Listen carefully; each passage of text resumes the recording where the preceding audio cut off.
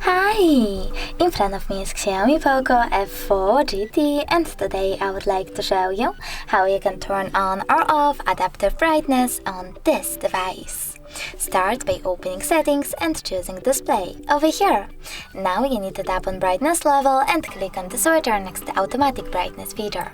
As you can see, auto brightness is now off, but you can always turn it on by clicking on the same switcher.